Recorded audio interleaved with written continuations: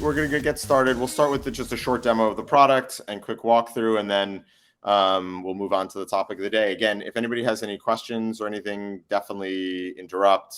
This doesn't have to be just one directional. We want to make it as interactive as possible. So this is the product on the web. If many of your customers, you see it all the time, but the whole idea, again, at a high level, is Runwise is the system that goes into your building that monitors and controls your key energy systems to make sure that they're running super efficiently, to save you a lot of money, to reduce carbon, make your life a lot easier, and make tenants more comfortable. This is one customer related, and here you can see the first thing I'm going to point out is that we show the savings in real time, front and center. So we'll pull all of your energy bills and we'll compare the period before Runwise to the period every month afterwards. And then we adjust for degree days and we show you how much we're saving. We do this because A, we want to be held accountable and be transparent with the results. But B, we want to know if a building isn't saving, we want to know early so we can make changes and address it. The next thing you'll see here is sort of the list of alerts. So any type of alert that comes in, whether it's heating, water, anything related, it'll go into a single list here and you can address it. I'll point out examples of alerts. Here's an alert that's saying the water is intermittently too high. As you can see, the water gets up into the 160s. This is a very transparent example of a problem that happens in a large number of buildings, some giant percentage of buildings right now. The mixing valve is broken. What happens is 160, 170, 180 degree water goes up to the tenants through their showers. Anybody want to guess why this is really dangerous and bad? It burns the people. The water is just too hot. Yes, exactly, Sam. Exactly. So you don't hear about anything for years, no problems, and then all of a sudden someday somebody gets in the shower, turns it on, it burns their face, and it turns into a lawsuit. So instead, we're telling you about it in real time, so in seconds you get it fixed. You never have to worry about that stuff. The other thing we show is we're ranking your buildings by various things that could be useful. So average indoor temperature, the amount of runtime per day, buildings that have return line leaks per day, how much they're losing per day. This is a huge money waster. So these are really just ways to isolate out, underperforming buildings. Now I'm going to jump into an individual building. Again, we're showing you the savings on the individual building. You can download this. You can see the math straight from your utility bills. So we're held accountable. Again, all of your alerts are here. You can see all of the history of alerts, every single thing that's ever happened. Again, this is a building that previously had high domestic hot water. It was in the 160s. They fixed it. No more problems. This is also where you'll see something like a return line leak, or a boiler down. So instead of the boiler going down and you find out about it 5 hours later when there's no heat in the building and the water is cooled off, you find out about it instantly. You call boiler service, they fix it, nobody even knows. So this is sort of the alert cockpit for the building. And then this is the main control area. We don't want to make how you have to guess settings, right? So instead of having to manually turn a knob and we all sort of know what happens, it gets turned all the way up. What we do is we make it really easy. If somebody complains and you think it's legit, you can look at their temperature and then you can say one click, lower the heat or boost the heat. And it just it'll either run a multi-hour boost just to warm up the building and then bring it right back down. Or you can say, I want to add 1 degree of temperature and keep it a little bit warmer moving forward. So it makes it super easy to manage the complaints and the optimal temperature. And then I'll show you sort of what it looks like in winter.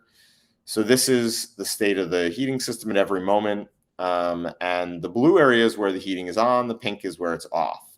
But this orange area is where really you're saving money with smart controls like Runwise. And the reason is that in normal controls with outdoor that only run off the outdoor temperature, you're just going to see this blue pink repeat over and over and over and over again. What this orange area indicates is instead of running another cycle, the system knows it's warm enough inside. It looks at the indoor temperatures and it says, you know what? Normally we'd run another cycle, but now we don't need to because it's warm enough inside. So this is on smart controls like Runwise, this is directly the time, this 2 hour and 45-minute block, this 1 hour and 36-minute block, this is 1 hour and 33 minutes. You look at this over the course of a day, almost half the day, we're not running cycles when the control otherwise would have. And that's why you're saving a ton of money when you put in smart controls with indoor sensors. The other thing is you can obviously all see all the temperatures in the building. You can go back to any day. You can see the return line temperature to make sure the boiler's running. And then this is a big one, return line leaks. This is the #1 fastest way to save money in heating, is by finding leaks that are typically, there's no water visible anywhere, but it's pouring out underground. And so you have hot water leaking out underground and then being refilled with cold water. Anybody want to take a guess why this is really expensive and costs you a lot of money? Yes, sir. Fresh water is rich in oxygen, and when you add new water to the system, the pipes get corroded, and eventually it starts leaking again, or get rotted in a position where you can't really locate it. So it costs a lot of money to repair return line leaks if you don't know where it is. That is definitely true. And I think there are two reasons that return line leaks cost a lot of money. One is that you're paying for water, water. And the second is you have to reheat the water constantly, right? Which is very expensive to take cold water, ice cold water, and heat it all the way up to, what if it's in a steam system, 212 degrees. But the other thing is that, as you sort of alluded to, Sam, when you have cold water hitting hot metal, it stretches the metal. And over time, you're doing this over and over and over again, and you're just shortening the life of the heating system. So these are the #1 way to save money. And we tell you in seconds when you have a return line leak, you can go look using an infrared gun to find the leak and save a bunch of money. So that is basically the heating product. We have a bunch of other features and stuff, but that's sort of the high level overview. And then I'm going to quickly show you our water product. And the idea here is, I'll start with, everybody familiar with running toilets? The water goes like this endlessly in the toilet. Yes. Sam, you seem to be our best volunteer. Do you want to take a guess at how much a running toilet can cost per year? One single running toilet? I have no idea. No, maybe a couple $1,000. It's a good guess. Good guess. The average running toilet is somewhere between $5,000 and $12,000 a year in water. So in a building, you might have 7 or 8 of those toilets. It's a lot of water wasted. And the traditional solution to find it is you cut the risers, install a meter. You need a plumber, you need an electrician. Very risky. All kinds of problems happen. So what we designed is a device that snaps onto the riser and instantly tells you where all of the leaks are. And I'm going to show you how that works here. Here you can see this is an unhealthy line. It is constantly running for water, basically nonstop all day. This is a healthy line. You see running, not running, running, not running, running, not running. This is what you want to see, breaks in the thing. And so now we know that there's a leak on the H bathroom line, and you simply literally look up the H bathrooms, find the leak, you save yourself, $5,000 to $10,000. So this is an add-on. And of course, the alerts go right into your queue, just like everything else here. You can see we have the alert for the riser, and then right next to it, you see alerts for other things from heating or whatever it is. So this is sort of the water product. We also offer a free version of this, which just ingests your DEP bills and tells you if we think you have high water usage or ongoing late night usage, which are good indications that you have leaks. And then the riser product helps you find it. This is totally free. So if you're a Runwise customer, just ask your CSM, or you can email us afterwards and we can get this turned on for you for free. And you can at least know where all your leaks are and start addressing them. Any questions on anything I've gone over? Awesome. All right. Then I'm going to hand it over to Jeff for the topic of the day, which are updates to Local Law 97. Great. Thanks. That was awesome. And, we hope that, we're monitoring as many of your boilers because all this information is critical. One thing that I just want to add is that return line leaks, yes, they do waste money and they corrode pipes, but they lead to boiler failure in the long run. So you know, if you have return line leaks that you don't know about for a long period of time, you could be looking at retubing your boiler and, you know, a significant reduction in the lifespan of your boiler. So that is in many ways to us one of the most critical things that a Runwise does. I just wanted to give you just a little context on switching gears over to Local Law 97, because obviously that is a big thing that has, you know, a lot of people are talking about, the letter grades and the potential fines for your energy consumption starting in 2024 and 2030. I'll just kick off. Has everyone heard of Local Law 97? And if so, does anyone have any general questions on it? I could give like a 2-minute background, but there have been some new updates to it that I just wanted to review and answer any questions. Anyone have any specific questions, or should you want me to just, if not, I'll just jump into a quick summary. I'm going to jump into a summary. So Local Law 97 is the first time, starting in 2024, buildings are going to start having their energy consumption tracked. And if you are using more energy than the city outlines you should be using, there will be a penalty, a financial penalty for using too much fuel. So there's a whole, and we've done a lot of webinars that we can probably send you on like all the specifics of Local Law 97, but there have been some updates that a lot of people are talking about that we wanted to review. So some of the new changes is something, and I can share my screen, even just show it to you here, that a lot of people are misunderstanding is this section, and can everyone see my screen? Called a good faith standard. So we don't recommend, after we read through this, we don't recommend that anybody rely on this good faith standard of the DOB. Essentially, it is only for buildings that are primarily market rate. So if you have certain, 35% or more of rent stabilization or federal or state funding towards your rentals, you're not eligible for this good faith standard. And if you have a market rate building with no rent regulation, you can delay your filing and buy some time through this good faith standard. But the only way to do that is to show that you have permits for major work, because typically if you're doing DOB permits, you're talking about major energy efficiency work. You can show that you have permits, but you haven't completed the work, that you have upgraded your building with Con Edison to have enough electric capability to electrify your building, which is a massive project, that you submit a plan for your building to be net carbon zero by 2020, 2050. You can't even use this this clause where you were efficient and now you're not, because 2024 is right around the corner and this can't be used. So that is a non-factor. If you're running a critical facility like a hospital, or that you can prove financial hardship.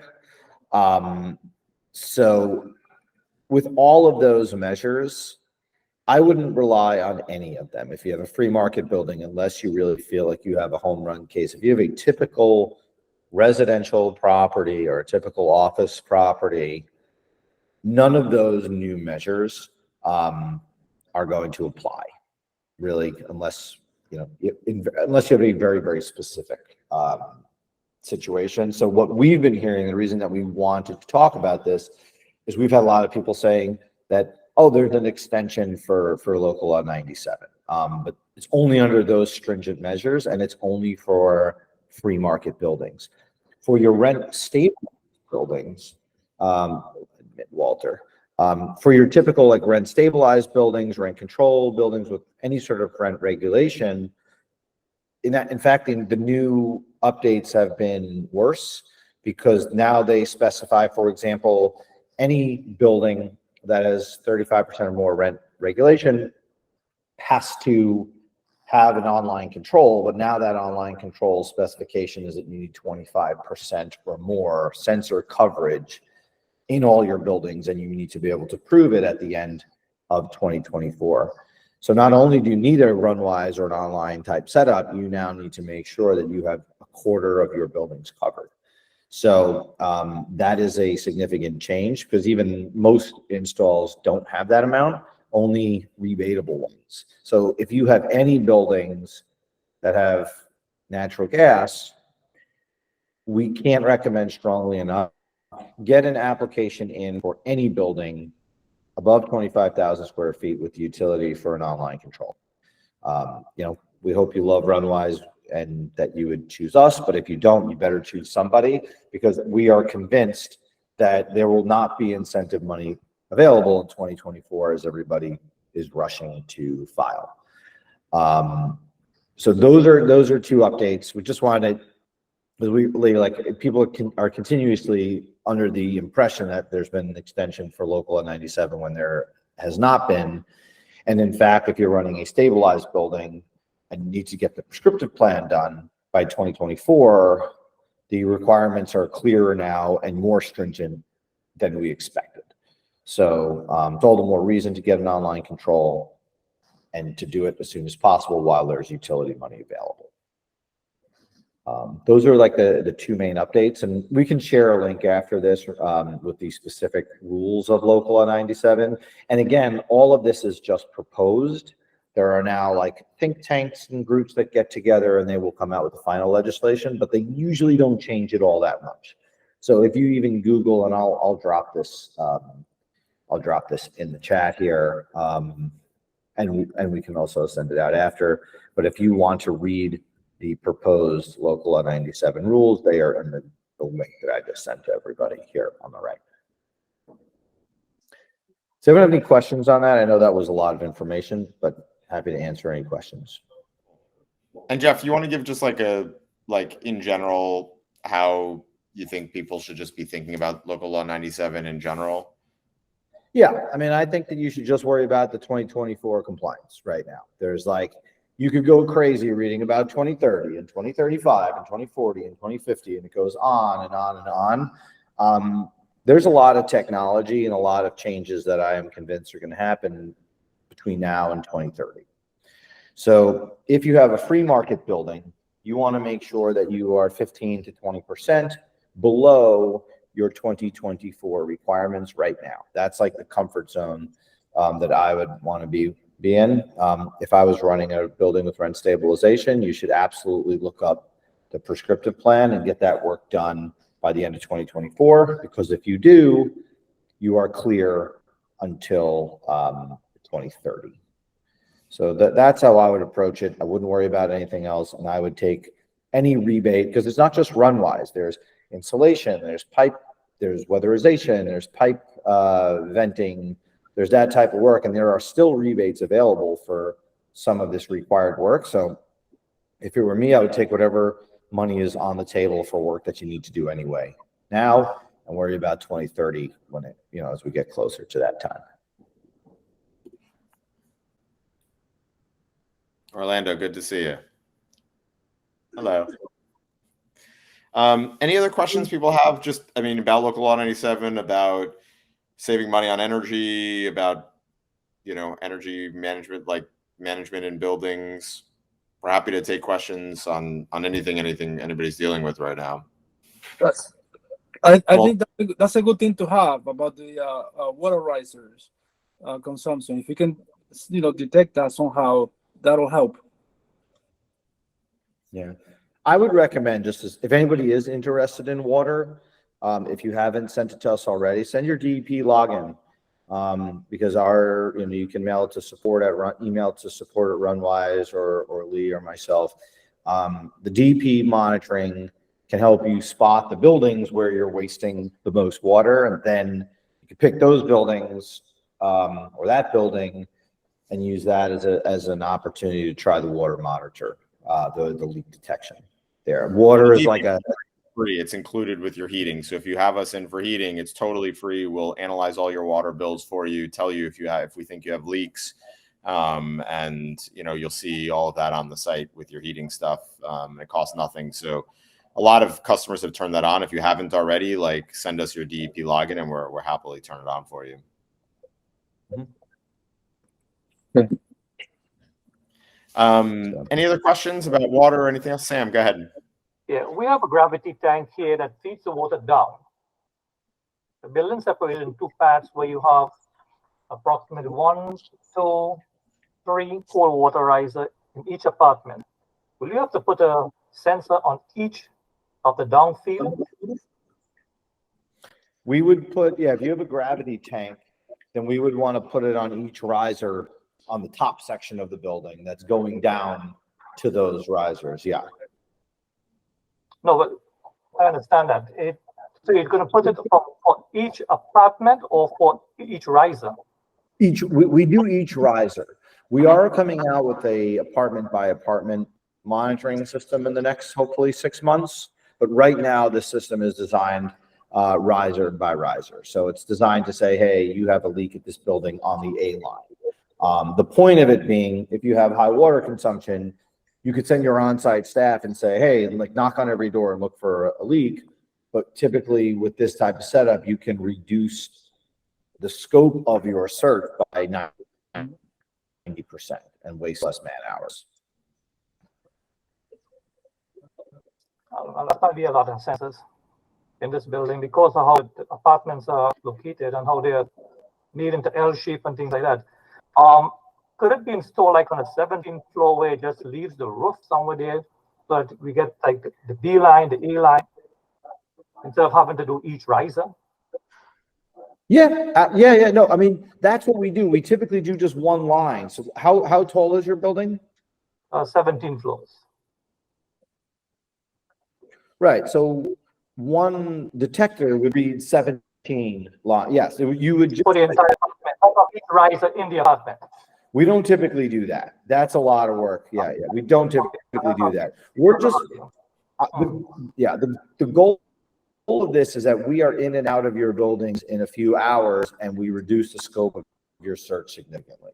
Mm-hmm. That is the goal. We would just do it on the roof and we would just tell you which line we think. We would not need to get into every apartment. No way. Is it like weatherproof? The sensor is weatherproof. Like if you go to the roof, could you just put it on the roof itself? The sensors? Yeah, we can. We'd have to look at each one individually, but yeah. Because on the roof of the tank, it goes across the roof and then it goes down into the apartment. So and then it distributes from there. So it's very difficult when it's just inside the apartment to really find unless you break somewhere. So. Yeah. I mean, we're happy to take a look at it. Happy to take a look. I would say, We usually can find. Sorry. no, I was saying that usually where the riser bar is where your location. It will tell you where the location to install the sensors, I guess. Yeah, usually if there's a shutoff valve and it's labeled, that's a good location for it. Yeah. My only concern with it being outside is that on like really cold days, wouldn't the pipe freeze if it was exposed? Like the Pope. Yeah. So look, we're happy to take a look. If it's something of interest, we're happy to take a look and see if it's a good fit. And if it's not, no harm, no foul. Awesome. We're going to send out a recording of this and we'll include the link that Jeff shared before. Walter and Sam, I'll have somebody reach out about setting up DEP water as well. If anybody else wants it, let me know. We're happy to have somebody set it up for you too. Awesome. No, definitely. I think that'll be a good thing. Awesome. Thanks. All right. Thanks, everybody. Thank you. Good seeing you, everybody. Take care. Orlando. Take care. Bye. Take care, bye.